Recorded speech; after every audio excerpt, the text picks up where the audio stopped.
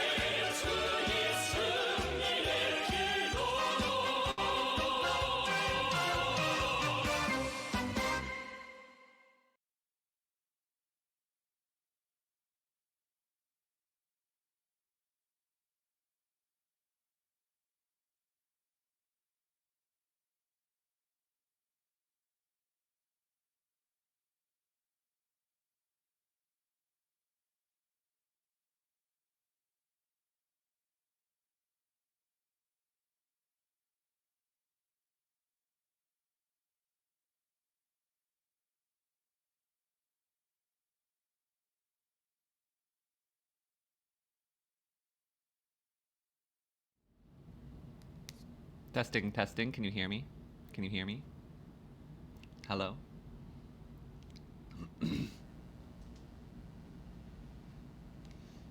Excellent. Welcome, everyone. Good morning. How is everyone's morning going, or whatever time of day it is for you, wherever you are?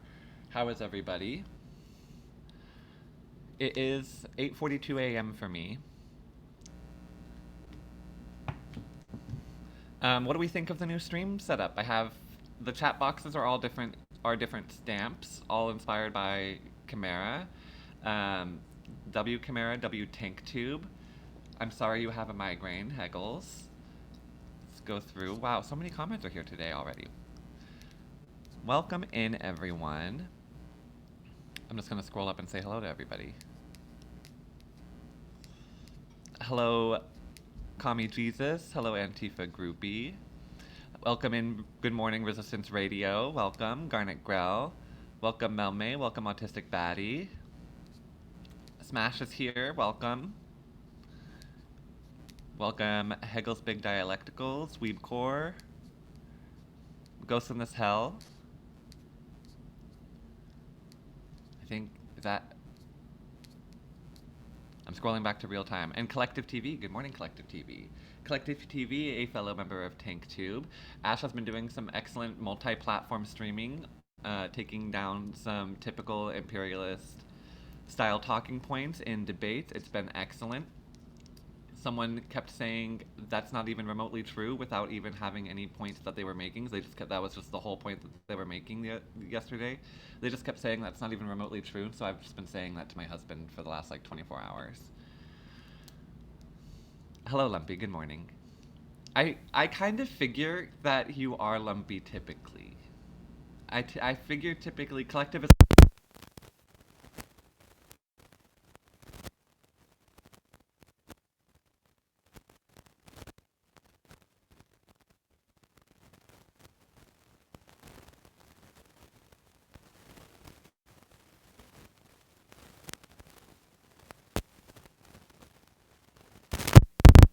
Oh.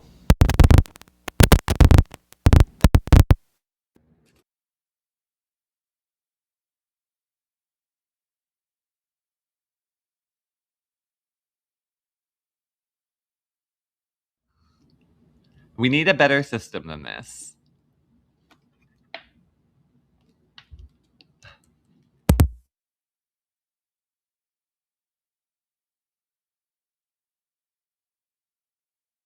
Comrade, we need a better system than this.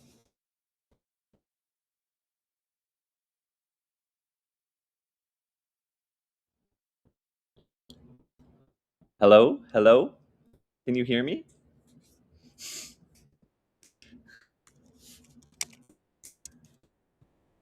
You can't hear me? Okay.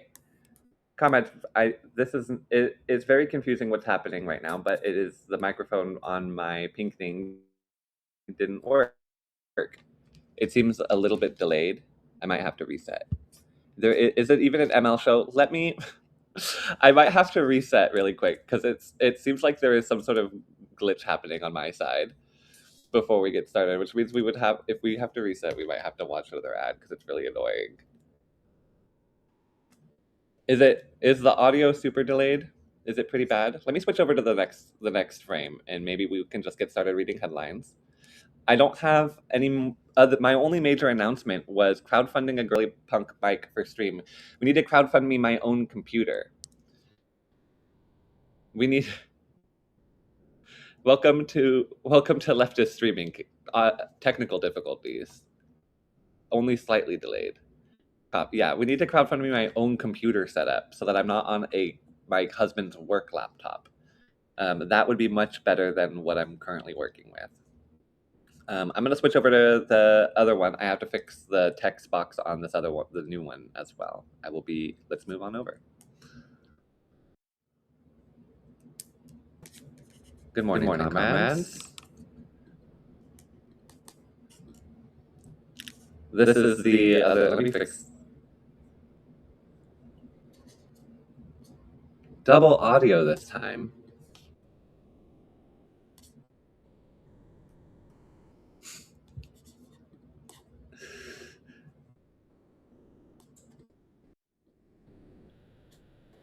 Echo, echo. Yeah, screen share is offline right now. Screen share I have coming. I just didn't realize I didn't think I needed to fix the audio. There we are. Screen share should be online now. Maybe it's because I have this tab open and it's getting confused. I have to fix the text box on this scene.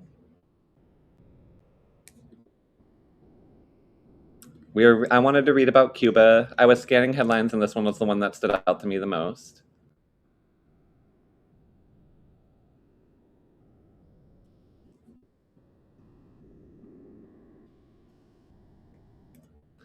Somewhere in the East Bay.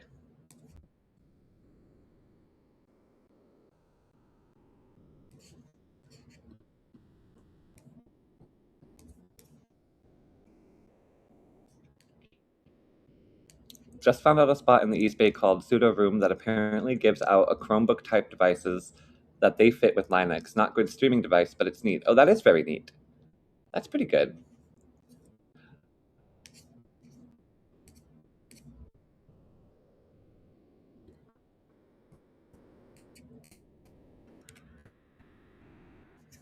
Let's see.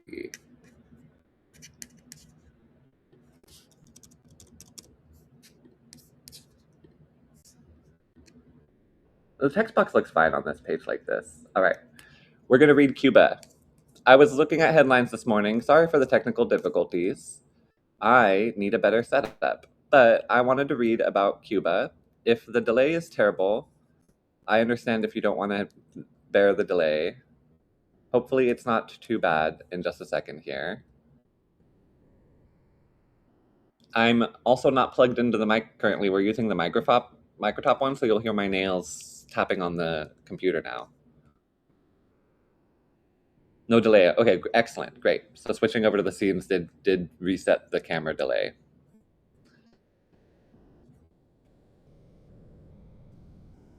So this is for context and for critical reading. This is CNN World. So we're going to have to reverse engineer some of the liberal perspectives and try to assume the correct perspective, right? The anti-imperial, anti-colonial, anti-Western narrative.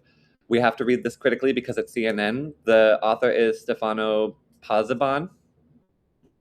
This was published. It's been probably 4 hours or 5 hours. I've had this tab open for a while now. It says published 3 hours ago.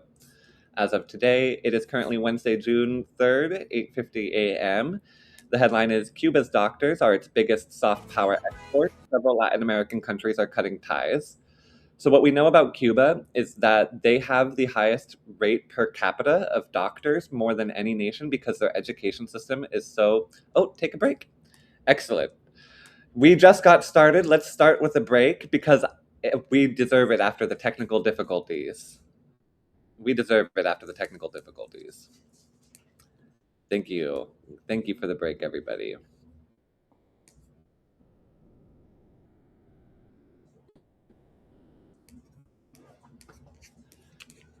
I'm going to mute myself, set myself on to hold. I already have it ready and waiting for me. I have it set up. And I will be right back. If everyone could...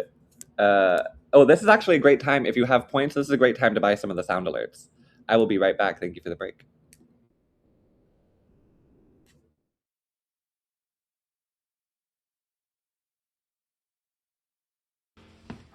You know, there already is a Joseph Stalin.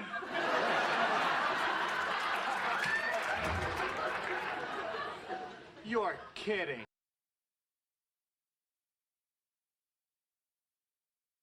Emily, hi. Oh, that's nice. Asbury High School. Stick with me here. Good to see you. Yeah, that's funny. You know who's behind you? It's Joseph Stalin, my good friend. What are you doing back from the dead, Joe? Lorelai. Oh, Mom. They tried to develop a gay bomb.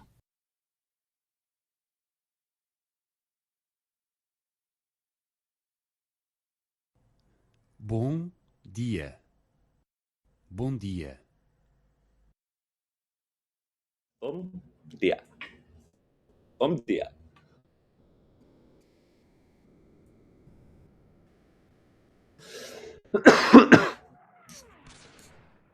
They did try to develop a gay bomb. The United States of America tried to secretly develop a chemical warfare device that would, if you exploded it over a population center, turn the population gay. And their goal was to explode this bomb in countries that had really negative perceptions of gay people, which for me, that's America. But anyways, they wanted to explode it over population centers where the countries didn't like gay people very much. And their goal was maybe we could get the country to kill all the gay people in this newly gay city, and that would invent the reality for us to go further destabilize that region. But they did try to do that, and if you go read the wiki page for it, it says you can't do this because, of course, you can't turn people gay with a bomb. W8 ball, let's go. What'd it say? Will Iran beat the imperial forces? Excellent 8 ball. You heard it here first, folks. So over ourselves. If you slay, you won't slay. Sound heady logic. Speaking of which, happy Pride, everybody. Happy Pride. Happy Pride. Welcome. Pride in the let's destroy the system that oppresses queer people and put in a new socialist system way, not pride in the corporate way. Happy Wrath. Happy LGBTQ revolution. Cuba's doctors are its biggest soft power export. Several Latin American countries are cutting ties. So as I was saying, the Cuban education system is excellent and it's free. So Cuba creates more doctors than any other country in the world per capita. Per capita means that if you make everything, you make all the numbers equal, essentially. You whittle it down everything to 1, essentially. But Cuba makes more doctors than any other place in the world, and so they export more doctors than anywhere in the world. They send more doctors to help the rest of the world, while they themselves are in such a position of precarity because of the ongoing blockade and the escalation since Trump has been threatening them recently.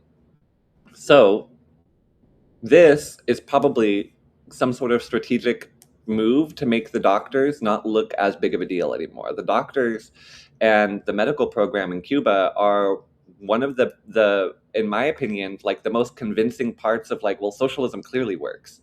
Look how much good it's Cuba is able to do in the world, even in the situation that they are in. Look at how much good they are able to do in the world. Look at how much incredible work they're able to do for themselves. Cuban medical care. And if you remember when we were doing Cuba Week with Madeline, there were people who were on that trip with Madeline who were nurses and medical workers back here in the United States, and they had to take breaks every now and then because they were looking at the Cuban medical system and going, I wish I could do this back home for my patients back home. Looking around, and they were living through blackouts and still looking around going, I wish I could do this for my patients back home. Cuban doctors in Mexico are highly favored. So this is some Cuban doctors holding the flag. Very, very sweet sentiment there. But go to Colombia. Hector Zelaya walks cautiously in an abandoned ophthalmology. Nope, ophthalmology. I think that one's better. In an abandoned ophthalmology clinic in Honduras, at the slow pace of someone who is still learning to see again. The stout middle-aged man was due to have cataract surgery in April. Ophthalmology. Thank you.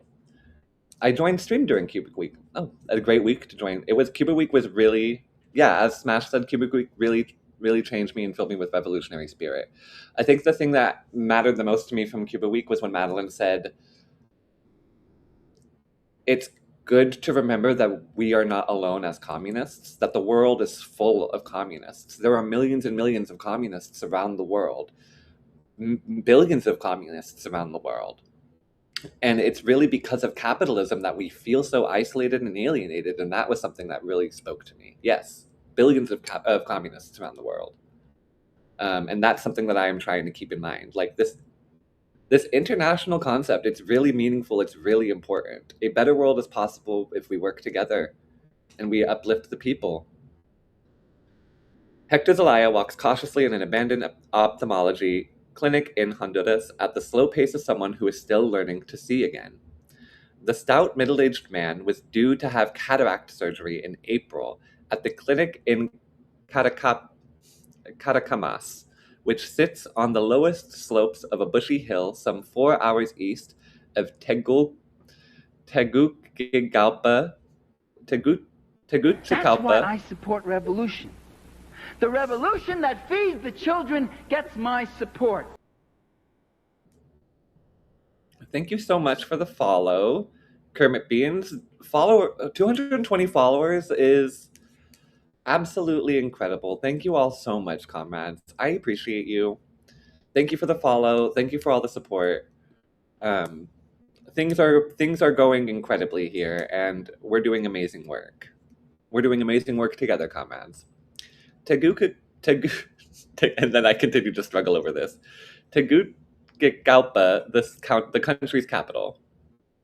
But his surgery was abruptly canceled when the Honduran government terminated its contract in March with Mission Miracle, a Cuban public health program that sends thousands of medical staff to developing nations, yet has also been criticized by the US and others as involving forced labor. Is this probably the same Cuban doctors who are being sued by, I think it's Brazil, for slave labor for being part of this program? And Brazil had like a program going on where they were working with doctors from a bunch of different countries, and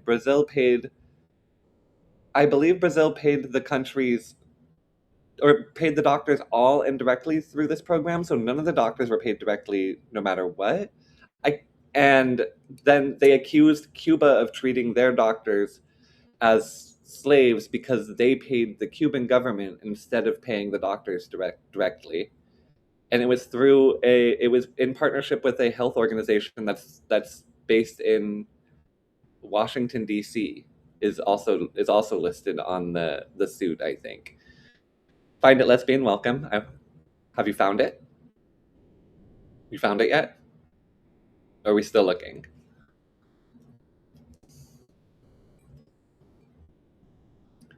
But the other health organization listed on the suit is the one that's based in Washington D.C., and the Cuban doctors are saying that organization is the one who's responsible for handling the payouts anyway. So why aren't you suing the Washington-based organization? Why are you suing Cuba? Is the question that they're asking. So it seems very much like that, where it's criticized by U.S. and others as forced labor, and maybe misrepresenting how it actually is. The order came from President Nasri Tito Asfura, a conservative backed in last year's election by U.S. President Donald Trump, who said the deployment of Cuban doctors, nurses, and other medical specialists in Honduras was not compliant with local regulations. Well, hold on. Isn't that up to you? But also, a conservative backed in last year's election by U.S. President Donald Trump doesn't really give me the confidence that this is going to be an accurate assessment of the situation. Honduras is among several countries in the Americas to announce the cancellation of their contracts with Cuban medical missions, which is a foreign policy cornerstone and key source of foreign cash for the socialist island nation. The world of capital forced labor just says shit about Cuba. They'll just say whatever they want, essentially, because they can say anything evil. The propaganda machine works so well in America. They can say almost anything evil without having to justify or prove it. Or if they do justify and prove it, it links back to themselves, like Radio Marti, for instance, or maybe CubaNet, I guess we learned about recently as well. And so the source is them in the first place, making the original claim, and then they source themselves making the original claim as proof, which is foreign policy cornerstone and a key source of foreign cash for the socialist island nation. Jamaica, Guyana, Guatemala, and even Venezuela, which has so far seen the largest deployment of Cuban doctors in the past 20 years, have also severed or are in the process of canceling their contracts with the Cuban medical missions. Very sad to see Trump ravaging Venezuela the way that he is being allowed to, essentially, not against the or not with the permission of the Venezuelans, of course, but very, very, very disheartening to see Trump able to execute his will in Venezuela the way he has been. Havana has criticized the decisions, claiming they are edicts from Washington, as the Trump administration has pushed an all-out diplomatic and economic pressure campaign on Cuba last week. The government indicted 94-year-old former Cuban President Raul Castro in a move that echoes steps taken ahead of the ouster of Venezuelan's former president Nicolas Maduro. So again, like I said, it seems like Trump has been talking a whole lot about escalating, and so we're paying a little bit of attention to Cuba right now just to make sure that we are aware of everything that's going on there. I don't know if it's in this timeline for context, but in 2013 to 2014, Brazil had a color revolution where young people were protesting in vague terms for more healthcare or less corruption. Dilma had Cuban doctors come here for a program called Mais Medicos, which was terribly received because the average Brazilian anti-communist and very racist. And those attitudes of racism and anti-communism are ones that are propagandized and propagated by capitalism and capitalists who are working to further fracture the people and pit us against each other for resources and get ourselves out of precarity, when really the only way getting us to get ourselves out of this situation is by overthrowing the capitalist system. 2 years later, we had a coup and Dilma was impeached. The right-wing vice president became president then. Let's go, lesbians.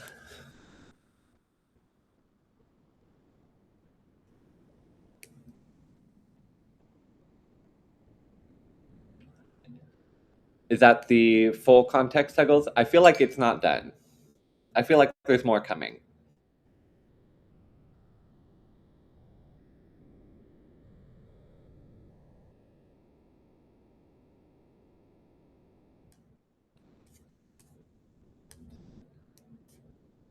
U.S. Secretary of State Marco Rubio, who is the son of Cuban immigrants, has been outspoken against the program, saying in February 2025 that the U.S. would impose visa restrictions on third-party government officials responsible for Cuban medical missions. The U.S. would impose visa restrictions on third-party government officials responsible for Cuban medical missions, again, just trying to get in the way of the Cuban doctor program, because the Cuban doctor program is such a good perspective to have when it comes to proof of concept of socialism. That even in the specific situation that they're in, they're able to do so much good around the world. So the only way that they're able to, at this point, stop proving the concept is to stop allowing them access to the rest of the world to do good, essentially. By refuse, you can't point at the Cuban medical program and say, look how good it is, if they can't get out of Cuba to go help people because people are refusing to allow them to come help.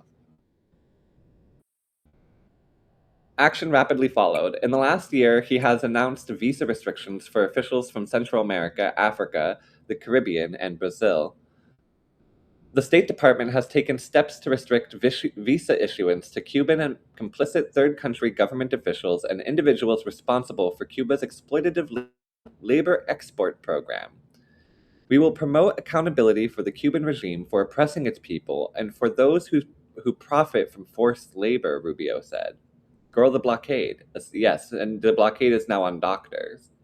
I don't know the rest of the context, but I do know that the government became aggressively right-wing after that. So hearing people were attacking Cuban doctors doesn't surprise me at all.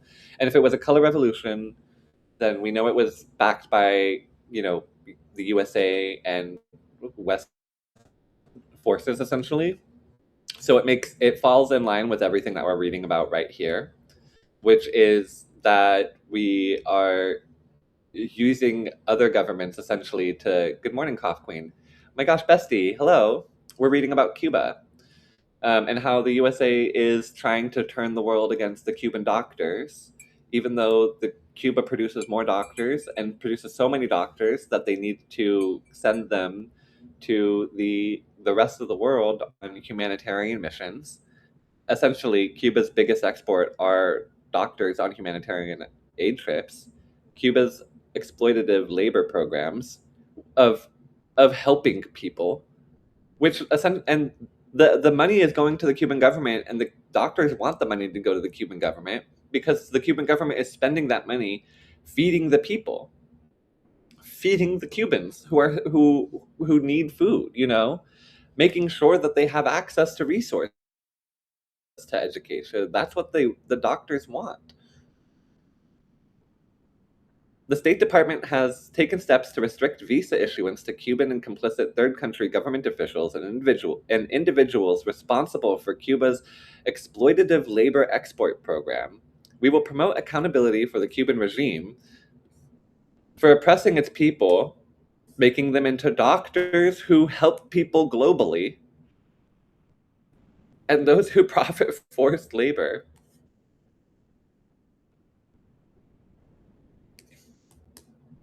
But for many low-income rural workers like himself, Zelaya said the Cuban program was the only chance to receive affordable health care. This is the man at the beginning of the article whose surgery was canceled because his government canceled a contract with the Cuban doctors. Depending on the area, the average monthly wage in Honduras ranges from $400 to $800, and Catacamas was the only public health option for eye surgery in the largest province in the country. Zelaya ended up spending $2,250, paid for with the help of his family, at a private clinic for the operation. He said, most of the people here wouldn't be able to pay for that. The name of the vice president that participated in the coup is Valtemer, and he looks like Dracula, and there's a video of him sounding like the literal devil.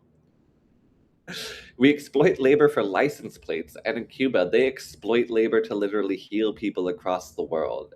Yeah, and the word exploit is being weaponized against them. It's not honest. It's completely dishonest. But we do genuinely exploit labor here in the United States in prisons to produce license plates, to produce Starbucks cups, to produce that Walmart sells. The exploitative labor is one of the most hypocritical claims that the U.S. can make with our prison system. And also, the framing of it is interesting too sometimes, because people will counter this, well, only 8% of prisons are for-profit. Let me get this ad out of the way. 8% of prisons are for-profit or something like that, but even the ones that are considered like government and not like private for-profit prisons still have contracts with private companies and are for-profit. They're just not privately owned for-profit prisons. They still do contracting with private companies and still produce profit using slave labor to produce underwear. Smash's labor is being exploited right now. 8% of prisons, but prisons aren't all the same size. That's also true. Victoria does not have a seat. That's also true.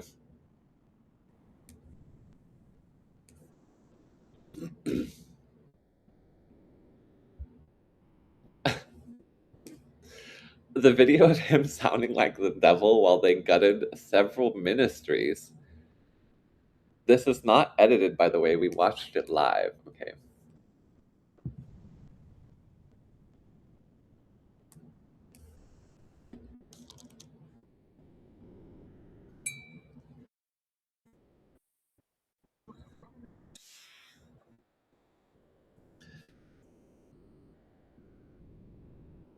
Can I make...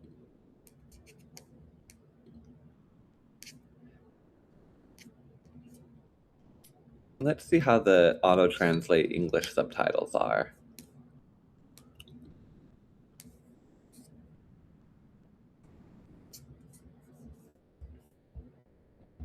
Já eliminamos vários ministérios da máquina pública. E ao mesmo tempo, nós não vamos parar por aí. Já estão encomendados. Bem que eu pedi uma pastilha. Já estão encomendados estudos para eliminar. Chega, é muito.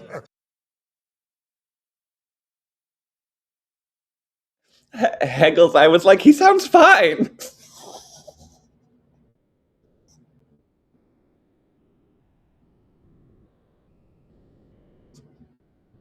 He got like possessed like 2 sentences in.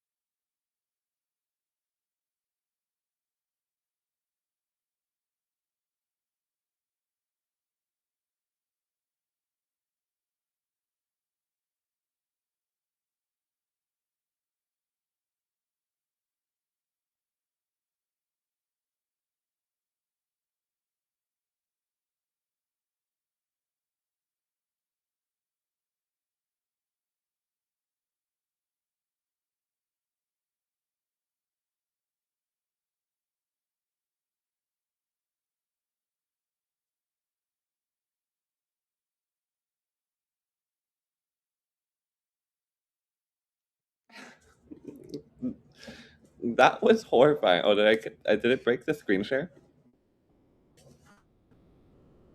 There. There we go. That was terrifying, comrades. Oh my gosh. I literally started crying from laughing because he he just got possessed halfway through. Did everyone freak out? Hold on, I need to go back up and read the response to that. This was live. Oh my god. And he looks like Dracula. He did look I guess he does look a little vampiric. I'm not even religious, but I feel like I need an exorcism. There's no way that's true.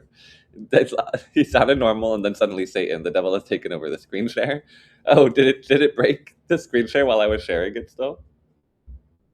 While the video was on? Is the devil in the screen share? Very doubtful. Oh, thank God. All right, let's keep getting into this, comrades. It's 9:15, so I assume MP's on the burger bike.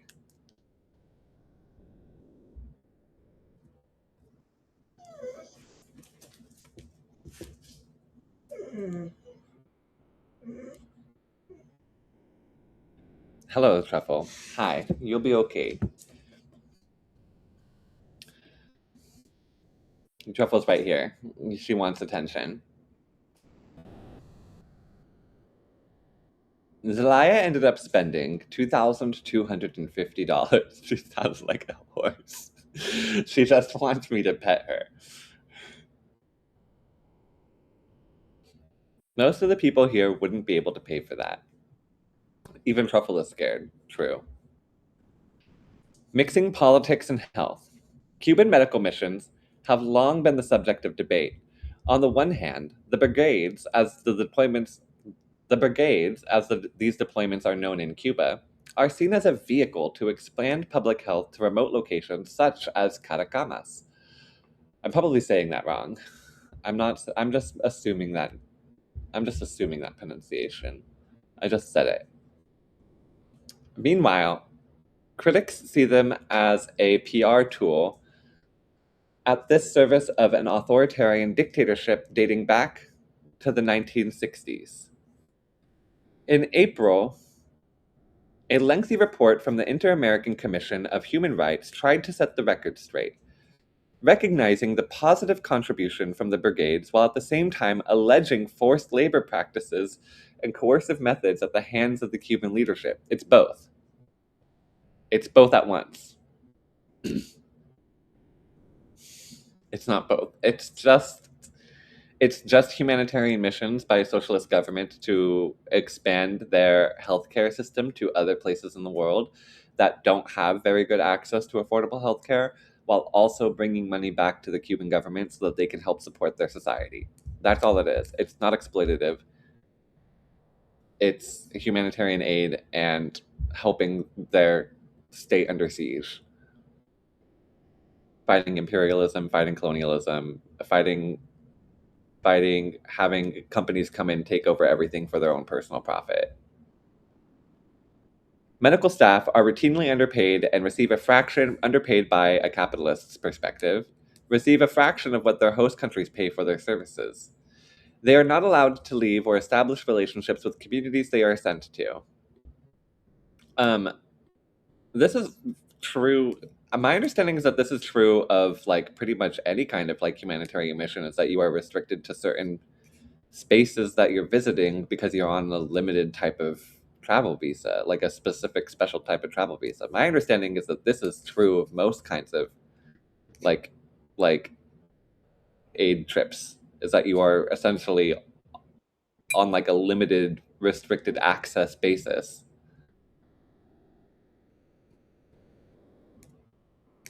And are asked to voice political messages on behalf of the revolution or the local government, the report wrote. Cuba has long denied similar accusations, and the Cuban government did not respond to a series of questions related to the mission from CNN. They have other things going on right now.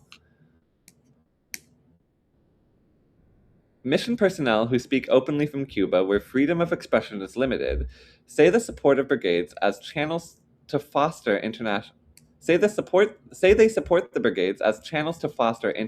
solidarity. That makes sense to me. Mission personnel who speak openly from Cuba, where the freedom of expression is limited, is so funny because we just read an article last time we were here about how we own all of the quote-unquote independent media in Cuba.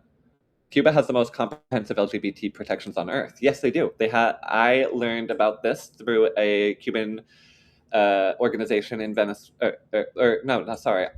learned about this through an organization in Venezuela who talks about socialist governments in and LGBT protections, because they directly acknowledge that their constitutions are pro LGBTQ.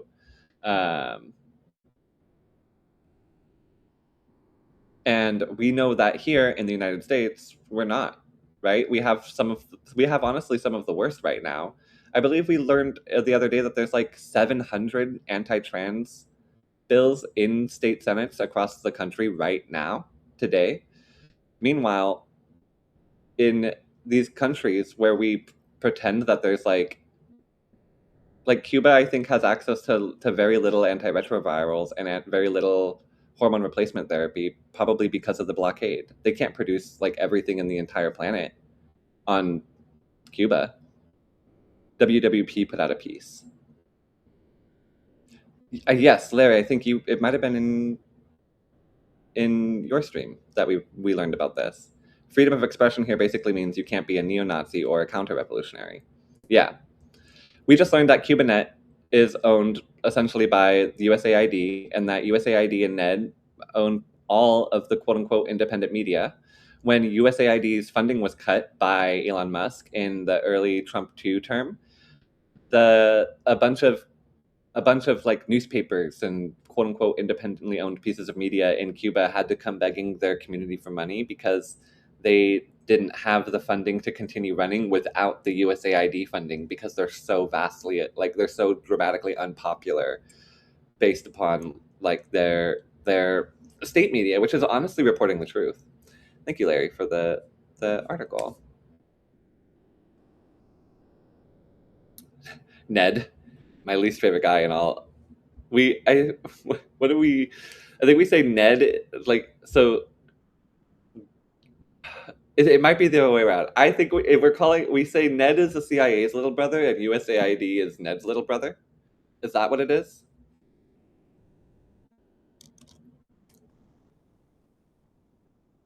Is that the joke? I might have it backwards. Yes, this is the article that Larry read on stream, right? Stonewall still means fight back.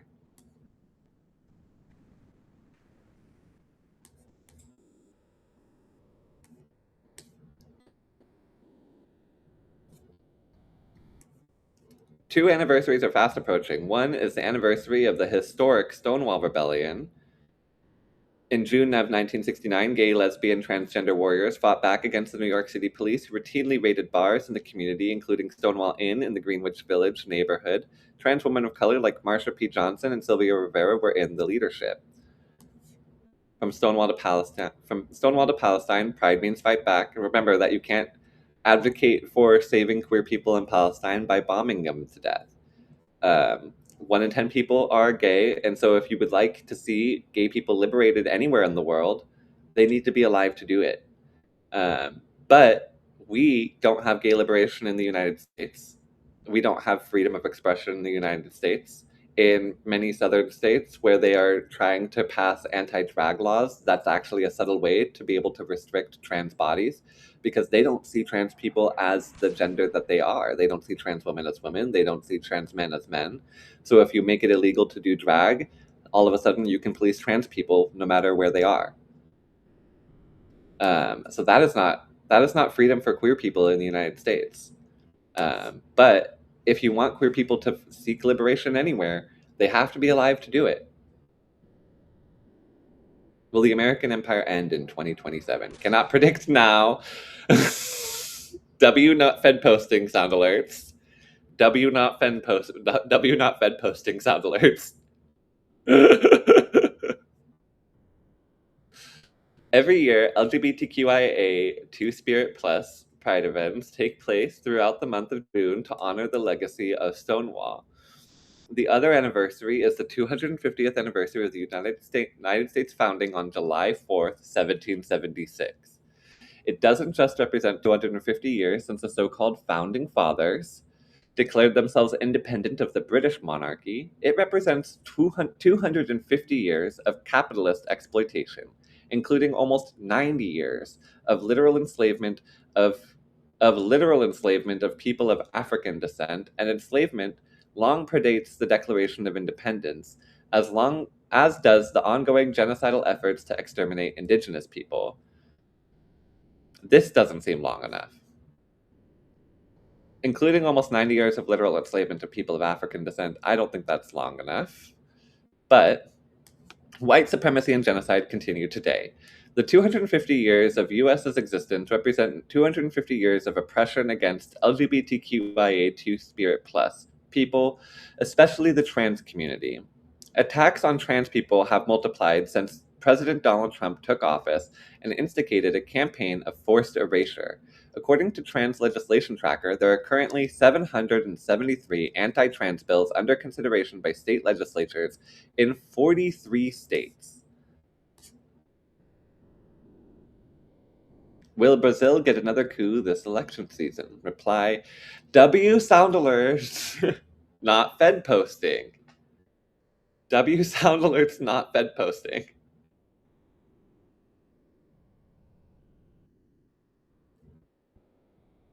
Wasn't that the racist map-making guy? They're so obsessed with us. They are. The rights of lesbians and gay men are also threatened. In March, the Supreme Court of the U.S. ruled against Colorado's ban on conversion therapy. Yeah, so it is now once again legal to electrocute your children back into being straight in the United States, by the way. That is a completely legal right. You have the freedom to electrocute your children back into being straight. A psychologically harmful practice that tries to forcibly change someone's sexual orientation or gender identity. What could come next? A reversal of SCOTUS' decision to allow same-sex marriage? A return of the notorious anti-sodomy laws? All of this interconnected, and not just by the close chronological proximity of two anniversaries. There are many ways that white supremacy, xenophobia, transphobia, and homophobia reinforce one another. White supremacy enforces Eurocentric, cis, hetero-patriarchal gender standards, as well as beauty standards, which intensifies the conditions faced by nationally oppressed persons living in a settler colonialist society. Settler colonialism uses the tool of gender violence to maintain itself and further its attempt to eradicate indigenous people. Yeah. This is an excellent article. Thank you, Larry. Oh, it's not very long. Oh, let's finish it. Roots of patriarchal oppression. all oppression, including class oppression, national oppression, gender oppression, and anti-LGBTQIA two-spirit plus oppression, is rooted in class society. Frederick Engels wrote, "The overthrow of mother right was the world historical defeat of the female sex. The man took command in the home also. The woman was degraded and reduced to servitude. She became the slave of his lust and a mere instrument for the production of children. The origin of the family, private property, and the state, 1884. Engels traced this defeat to the beginning of private property in herds of livestock, which eventually led to the enslavement and ownership of human beings. The Roots of Lesbian and Gay Oppression by Bob McGovern, a book first published by Workers' World Party as The Gay Question in 1976, explained from a Marxist viewpoint how the oppression of LGBTQIA two-spirit plus people also began with the dawn of class society and the enforcement of patriarchal norms. Every single right that LGBTQIA two-spirit plus people have was won through struggle.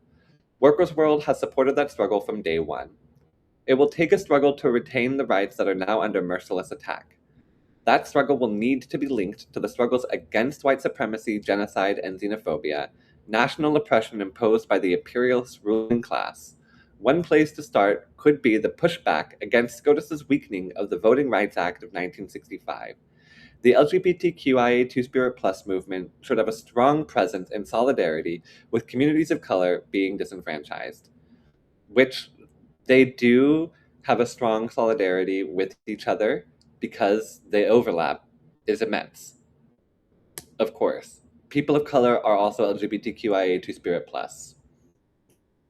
It is also important to act against pinkwashing, the attempt to put Zionism in a positive light based on a false claims that the LGBTQIA two-spirit plus have it good in Israel. And this is actually how I became aware of the state of Israel as a settler colonial state. Was a long time ago. I shared something about I think civil ceremonies for queer people in Israel as like a positive thing. This is before marriage equality in the United States for gay people. Oh, excellent. But my friend Zaidi, who is a Palestinian trans woman, connected with me essentially. She's also a communist. She connected with me and was like, let me ask you a few questions to see what you know about Israel. I couldn't answer any of them. And so she helped me get my education on like the current state of the settler colonial state of Israel and the genocide that they've been enacting for decades now. It was a very, very empathetic way for my friend to reach out to me, but I think that she had valid reason to, because we were close and had a lot of political like conversations. So I think that was a good motivation for her to have that empathy with me and help educate me in that aspect. But it was pinkwashing that was my original like expose into Israel essentially. Is Madeline live on Twitch right now? Hold screen is up. I'm going to keep reading. Ultimately, to put an end to all forms of oppression, it will take a global working class movement, one aimed at bringing about the downfall of the capitalist system of exploitation. That would be a fitting tribute to the veterans of Stonewall and the 1966 Compton cafeteria riot. That's San Francisco, yep, led by trans women in San Francisco's Tenderloin neighborhood. August will mark the 60th anniversary of the Compton riot. Yes, it happened before Stonewall, but was like one of the signs of pressure building in this aspect. Stonewall means fight back, and it always will. And it always means riot. It never means capitalist parade. It always means riot.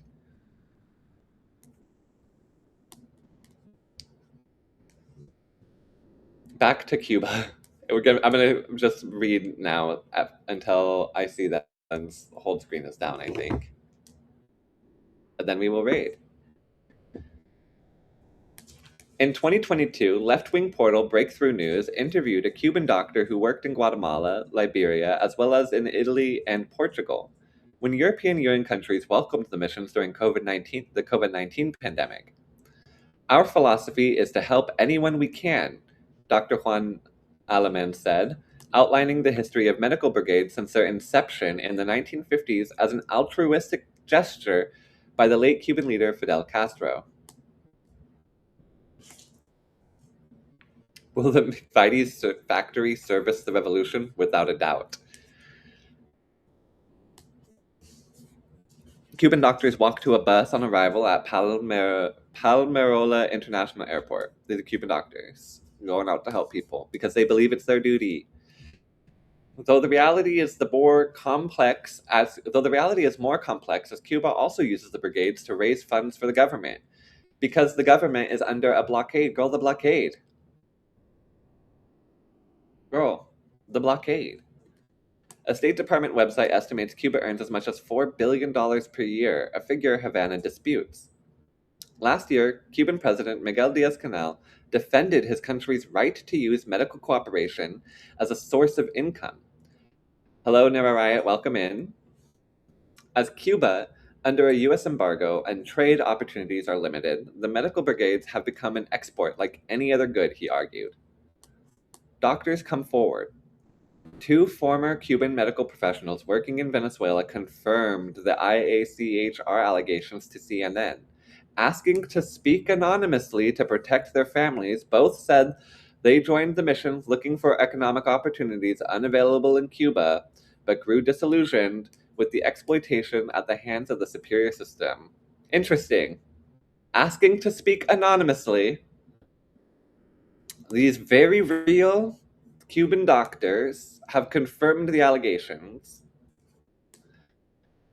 One of them, a 35-year-old physiotherapist, served in 2 different missions to the state between 2017 and 2014, anonymously, and then, like, if they are a real person, giving, you know what I mean, giving information on how to identify them. Before returning to Cuba at the end of his deployment, he left the country for a good last year.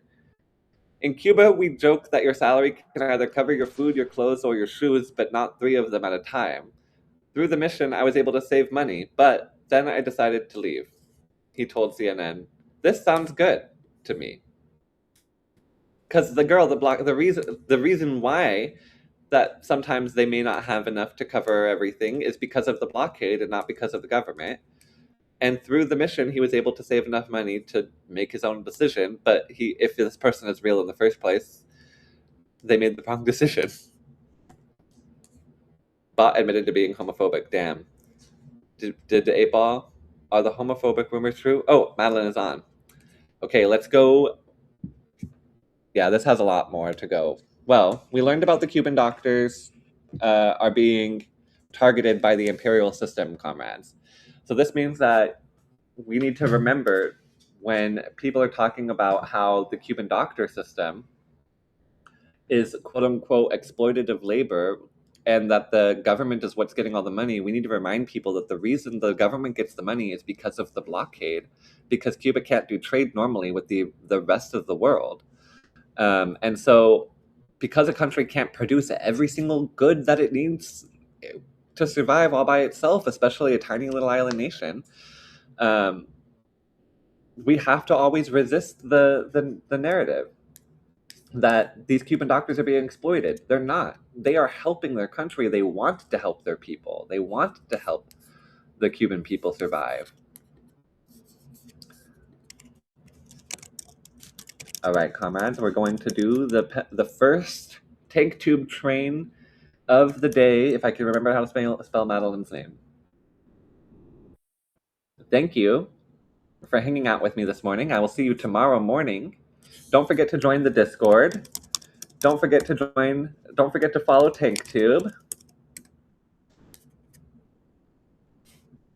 And I will see you tomorrow at the same time, 8:30 in the morning Pacific Standard Time, for some more coffee and headlines. And we will learn some more stuff about the world. Let's go see Madeline.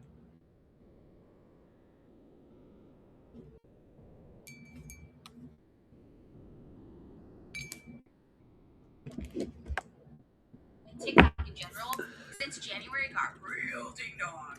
It got real bad. Ah, the Virgo stream is coming. Yay, yay, yay.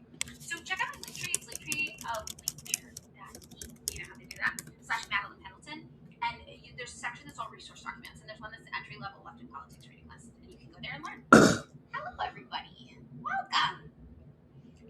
dark. I mean, it's really intense. I get very like, ah.